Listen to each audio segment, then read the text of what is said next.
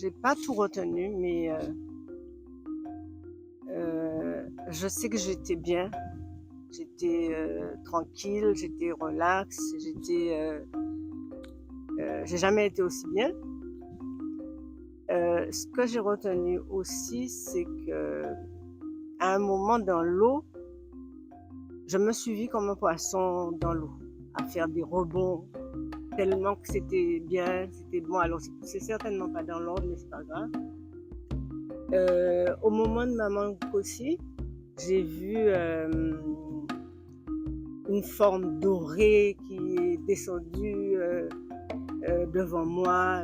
Donc j'étais contente, j'étais joyeuse et tout, mais sans parole, sans rien du tout. Et à un moment donné, je crois que je me suis levée, parce que j'étais couchée au départ, je me suis levée avec joie, avec contentement. Mais la chose la plus importante qui s'est passée, c'est que quand on a été voir les ancêtres, eh bien, j'ai vu ma maman défunte.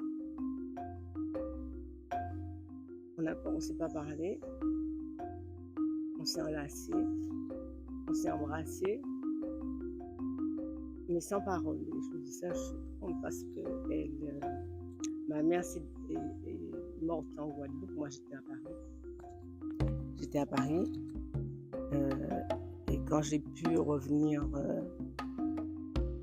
pour la voir, on m'avait dit que on m'avait dit qu'elle était blessée à l'hôpital, qu'elle n'était pas encore morte alors qu'elle était déjà morte. Et c'est quelqu'un que j'ai rencontré sur la rue qui m'a annoncé la nouvelle.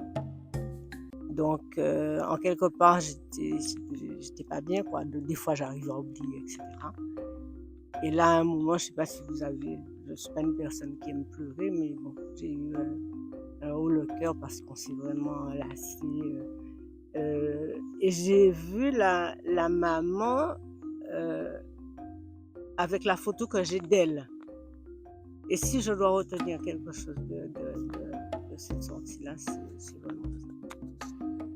C'est vraiment, vraiment ça.